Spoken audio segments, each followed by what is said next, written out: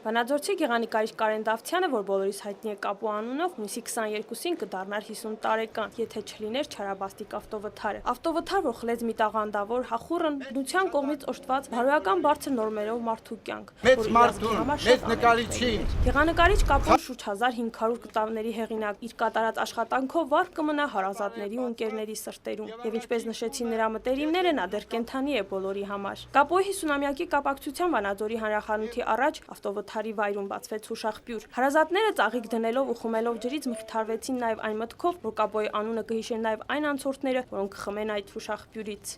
Մեծանուն գեղանկարիչ Կապոն դարձավ 50 տարեկան։ Ես ուզում եմ բոլորի անունից շնորհավորել մեր սիրելի Կապոյի 50-ամյակը եւ դες հայտնել, որ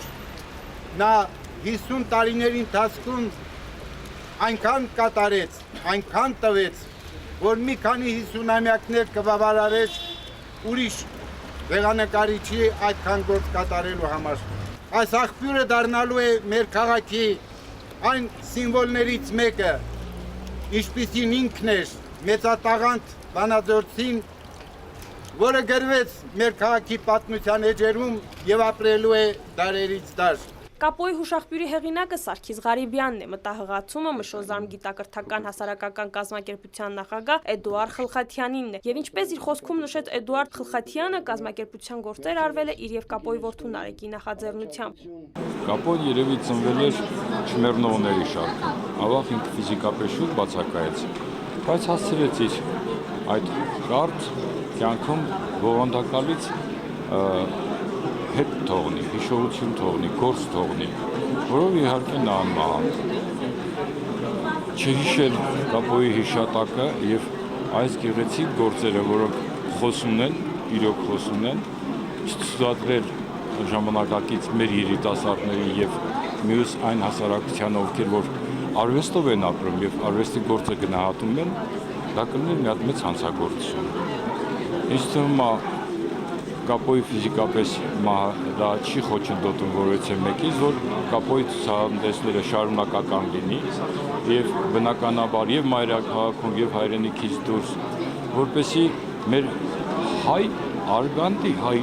որդիների հոգի եւ նրանց ստեղծագործի կյանքի մասին շատերը ունենան տեղեկություն եւ մեր մասին կարծիք կազմեն հենց արվեստի գործիչների գործած գործերով։ Լորվա գեղանկարչության մեջ հայտնի գեղանկարիչ Կապոյին նվիրված միջոցառումը շարունակվեց Վանաձորի կերպարվեստի թանգարանում կազմակերպված ցուցահանդեսով։ Ցուցահանդեսի ներկայացված էր նրա առավել հայտնի տարիքի թվով 50 ստեղծագործություններ։ Միջոցառմանը ելույթ ունեցան նրա ընկերներն ու հարազատները, որոնք ինչպես նշեցին իրենց խոսքում, իրենց կարոտն առնում են նրա կտավներից։ Թե ինչ զգացողություններ ուներ այդ օրը Կապոյի կինը Տիկին Նարինեն, պատասխանում է։ Բնականաբար եւ հպարտություն եւ հուզմունք